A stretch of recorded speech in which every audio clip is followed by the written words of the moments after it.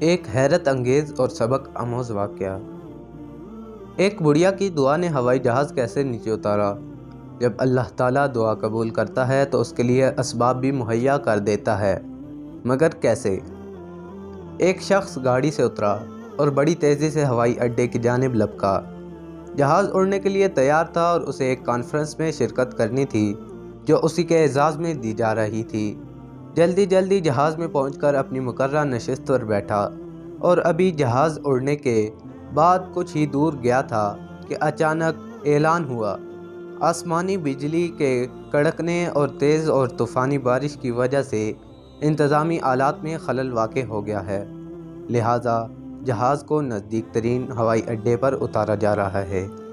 وہ جہاز سے اترتے ہی ہوائی اڈے کے عملے کے منتظم کے پاس پہنچا اور گویا ہوا، میں ایک جانا مانا عالمی متخصص ڈاکٹر ہوں، میرے لیے ایک منٹ انسانوں کی جانوں کے برابر قیمت رکھتا ہے، اور آپ چاہتے ہیں کہ میں یہاں 14 گھنٹے ہاتھ پر ہاتھ رکھ کر بیٹھا رہوں۔ کارکنوں میں سے ایک بولا، جناب ڈاکٹر ذیشان صاحب، اگر آپ کو زیادہ جلدی ہے تو ایک گاڑی کرائے پر لے کر اپنی منزل مقصود تک پہنچ جائیے۔ یہاں سے گاڑی میں وہ مقام 3 گھنٹے سے زیادہ دور نہیں۔ اس نے ایک گاڑی کرائے پر لی اور اپنی منزل مقصود کی جانب روانہ ہو گیا، لیکن یہاں بھی قسمت کام نہ آئی۔ موسلا دھار بارش اور جکڑ آڑے آ گئی اور وہ سفر جاری نہ رکھ سکا۔ ابھی یہ راہ میں ٹامکٹوئیاں مارتے پھر رہے تھے کہ احساس ہوا راستہ گم ہو گیا ہے۔ نا امیدی کے ساتھ آگے چل ہی رہے تھے کہ اچانک ایک چھوٹے سے گھر پر نظر پڑی۔ اس طوفان میں غنیمت جان کر نیچے اترا اور جا کر دروازہ بجا دیا۔ آواز آئی، جو کوئی بھی ہے اندر آ جاؤ، دروازہ کھلا ہے۔ اندر ایک بڑھیا زمین پر جائے نماز بچھائے بیٹھی تھی۔ اس نے کہا، ماں جی اجازت ہے میں آپ کا فون استعمال کر لوں؟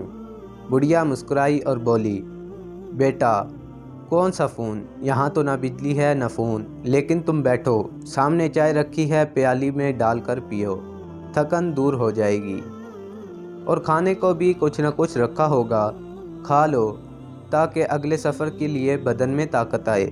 ڈاکٹر نے بڑھیا کا شکریہ ادا کرتے ہوئے پیالی میں چائے ڈالی اور پینے میں مشغول ہو گیا، جبکہ بڑھیا نماز و دعا میں مشغول تھی۔ اچانک بجلی آئی تو ان کی نظر پڑی، اس بڑھیا کی جائے نماز کی بغل میں ایک بچہ کمبل میں لپٹا ہوا پڑا تھا، جسے وہ تھوڑی دیر بعد ہلاتی جا رہی تھی۔ جب کافی دیر بعد بڑھیا نماز پڑھ کر فارغ ہوئی تو ڈاکٹر نے کہا، میں آپ کے اس اخلاق اور لطف و کرم کا نہایت ہی مشکور ہوں، میرے لیے بھی دعا کیجیے۔ آپ کے اخلاق حسنہ اس بات کی خبر دیتے ہیں کہ آپ کی دعا ضرور قبول ہوگی۔ بڑھیا بولی، نہیں بیٹا، ایسی کوئی بات نہیں، تم راہگیر ہو اور راہگیروں کے ساتھ حسن سلوک کا حکم اللہ تعالیٰ نے دیا ہے۔ میں نے تمہارے لیے بھی دعا کی ہے، خدا کا شکر ہے کہ اس نے میری ہر دعا سنی ہے، بس ایک دعا کی قبولیت میں شاید ابھی کچھ دیر ہو۔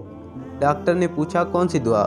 بڑھیا بولی، یہ جو بچہ تمہاری آنکھوں کے سامنے ادموا پڑا ہے، میرا پوتا ہے، نہ اس کی ماں زندہ رہی نہ باپ، اس بڑھاپے میں اس کی ذمہ داری مجھ پر ہے۔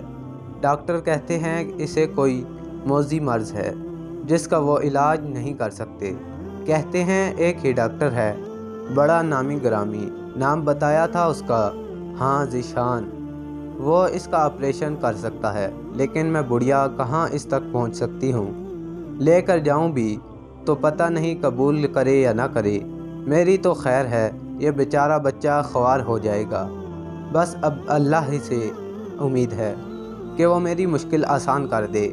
ڈاکٹر کی آنکھوں سے آنسو نکل رہے ہیں، وہ بھرائی ہوئی آواز میں بولا، خدا کی قسم، آپ کی دعا نے ہوائی جہاز کو نیچے اتار لیا، آسمان پر بجلیاں کوندوا دیں، مجھے رستہ بھلوا دیا تاکہ میں یہاں تک کھینچا چلاؤں۔